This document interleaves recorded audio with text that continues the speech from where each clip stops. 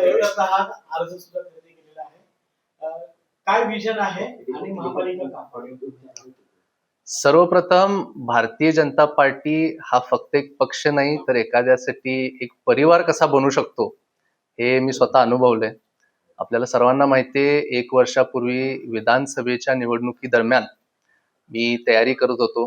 काही कारणांमुळं माझी उमेदवारी पुढे जाऊ शकली नाही, परंतु मला आनंद ह्या गोष्टीचा आहे की सर्व वरिष्ठ नेते जे मला गेले अनेक वर्ष मार्गदर्शन करत आलेले आहेत, आज बरोबर 1 वर्षानंतर महानगरपालिकेची निवडणुकीच्या सामोरे जात असताना वरिष्ठ लेवलला माझा विचार झाला.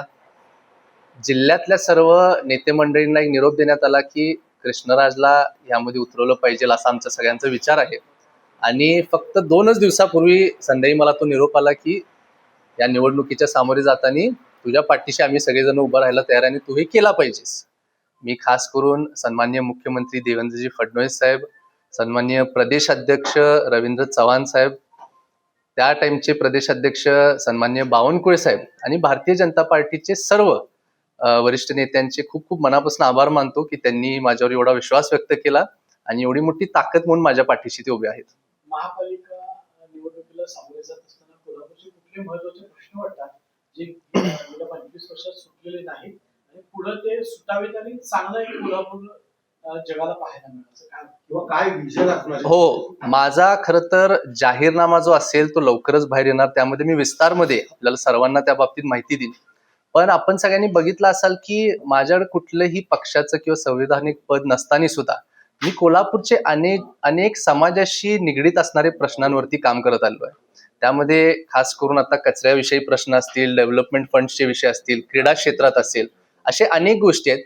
परंतु ह्या निवडणुकीला सामोरे जात असताना मी थोडेसे वेगळे युनिक मुद्दे घेऊन उतरणार आहे आणि ते आज या ठिकाणी जाहीर करणं ते योग्य नाहीये. पण येणाऱ्या काही दिवसांमध्ये जेव्हा माझा जाहीरनामा बाहेर पडेल त्या माध्यमातून मी तुम्हाला सांगेन.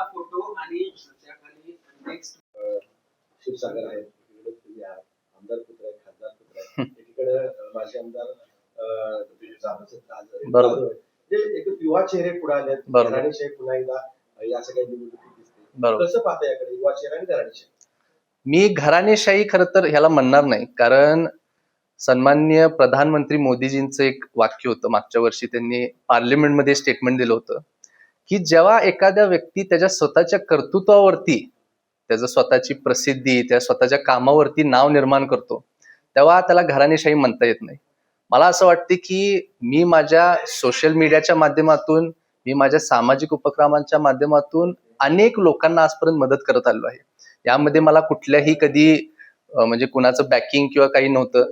मी स्वतःच्या रेव्हेन्यू मधनं मी स्वतः जे काय आजपर्यंत मिळवत आलेलो आहे त्याच्या माध्यमातून लोकांना मदत करण्याचा प्रयत्न केला. आणि फक्त कोल्हापूर शहर, कोल्हापूर जिल्हा नाही, पण तुम्ही जर माझ्या सोशल मीडियावर जाऊन बघितलं तर मी संपूर्ण राज्यामध्ये ते करण्याचा प्रयत्न करतो. त्यामुळे मला असा एक स्वतःमध्ये विश्वास आहे की मी आजपर्यंत जे काय काम करत आलो आहे, लोकांना माझ्यामध्ये भरपूर मोठ्या प्रमाणात विश्वास आहे.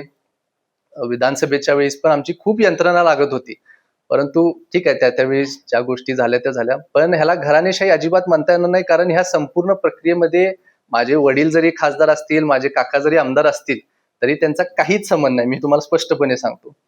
काल सुद्धा आम्ही मुंबईत असताना ते त्यांच्या कामासाठी तिथे गेले होते आणि मी माझ्या कामासाठी गेलो होतो. त्यामुळं लोकांनाही हे माहिती आहे. आणि जसं तुम्ही म्हणलात ते त्या बाबतीशी मी सहमत नाही की ही घराणेशाही बिलकुल नाही. पण माझ्याबरोबर ऋतुराज असतील, सत्यजित असतील, अनेक युवा चेहरे येत आहे, ही खूप चांगली गोष्ट आहे. कारण म्हणजे आपण म्हणतो ना की कन्व्हेन्शनल थिंकिंग पासून आता एक वेगळं काहीतरी आपल्याला इथून पुढे दिसणार. जेव्हा युवा पिढी मोठ्या प्रमाणात कुठल्याही क्षेत्रामध्ये सक्रिय होते तेव्हा ते नवीन विचार घेऊन येतात आणि तेच युवकांची म्हणजे मला वाटतं सगळ्यात मोठी ताकद आहे की नवीन विचार ते त्या क्षेत्रामध्ये काम करताना आणू शकतात.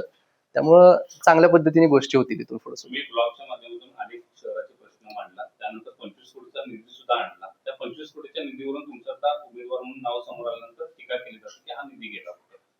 आता टीकाकारांना काय उत्तर द्या? निधीचे बरोबर मला वाटतं जवळपास 95% कामं झालेली आहेत. फरक एवढाच आहे की त्याची उद्घाटनं मी त्या मोठ्या प्रमाणात केली नाही.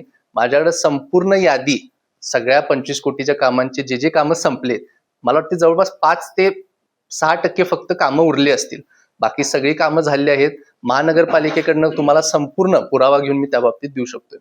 पुढे सुद्धा विनंती करेन की या संपूर्ण प्रक्रियेमध्ये एक नेगेटिव्ह नरेटिव्ह तयार करण्याचा भरपूर प्रयत्न होणार, पण मला त्या गोष्टीची अजिबात चिंता नाही, कारण लोकांपर्यंत माझं काम पोहोचलेलं आहे, लोकांना माझ्यावरती विश्वास आहे. काँग्रेसकडून कोल्हापूर कसं तुम्ही म्हणशीला तसं अशी एक टॅगलाईन त्या निवडणुकीच्या निमित्तानं पुढे आली. आपल्याकडून काय कारण आपण सोशल मीडियामध्ये जास्त सक्रिय आहात, त्याला कसं उत्तर दिलं जाणार आहे?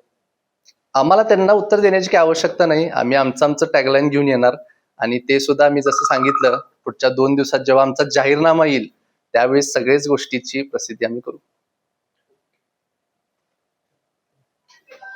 कसं बघताय याकडे? काय नेमकं? मी आपल्याला सगळ्यांना सांगू इच्छितो की मला काम करण्याची संधी मिळावी त्यासाठी मी मागचे 1-1.5 वर्ष झालं कार्यरत आहे. पक्षांनी, सन्माननीय आमच्या सर्व जिल्ह्याच्या नेते मंडळींनी, महायुतीच्या सगळ्या नेते मंडळांनी माझ्यावरती विश्वास व्यक्त करून मला ह्यामध्ये उतरवत आहेत, ह्याचाच मला खरं तर फार अभिमान वाटतो. आणि पुढे जात असताना मी कुठल्याही आता पदाचा न विचार करता ही निवडणूक आहे, ही निवडणूक लढवायची आणि फक्त माझ्या वॉर्ड पुरतं नाही, पण संपूर्ण कोल्हापूर शहराच्या दृष्टीने मी याच्यावरती काम करणार. माझ्या वॉर्ड बरोबरच आमचे भारतीय जनता पार्टीचे, महायुतीचे सगळ्या कॅन्डिडेट्सचा मी पुढच्या 15 ते 20 दिवसामध्ये प्रचारासाठी उतरणार आहे. सभा असतील, पदयात्रा असतील, सगळीकडे मी सक्रियपणे आमच्या सर्व महायुतीच्या कॅन्डिडेट्सच्या मागे उभं राहणार आहे. कोणत्या भागामधून आपण निवडणूक लढणार? अजून सगळ्या गोष्टी चालू आहेत. आपल्याला माहिती आहे की वरिष्ठ नेते अजून एकत्र बसून त्यांची चर्चा चालू आहे की कुणाला किती सीट्स मिळतील, काय होणार हे अजून सुद्धा त्यावरती क्लॅरिटी नाही आहे, परंतु आज किंवा उद्यामध्ये त्या सगळ्या गोष्टी होतील. मी वॉर्ड 3 मधनं तशी आता तयारी करायला चालू करत आहे, परंतु अधिकृतपणे जेव्हा केव्हा ते आपल्या समोर येईल तेव्हा आपल्याला सर्वांना समजेल. अजून खरंच प्रामाणिकपणे सांगतो, अजून काहीच नाही. म्हणजे मी स्वतः काल रात्री लेट मुंबईवरून आलो, आत्ता सकाळी मी साहेबांशी भेटलो आहे आणि आजपासून त्या तयारीला आम्ही सगळे लागत आहे. 10 वर्षांनंतर निवडणूक होते, अनेक इच्छुक आहेत, अनेक जुने नगरसेवक, माजी नगरसेवकांनी स्वप्न बघितले आहेत. अशामध्ये नवीन चेहरे आता खरं तर महापालिकेला येणं गरजेचं आहे. या संदर्भात काय म्हणतात? मला तुम्ही हा प्रश्न विचारला त्याचा फार आनंद आहे.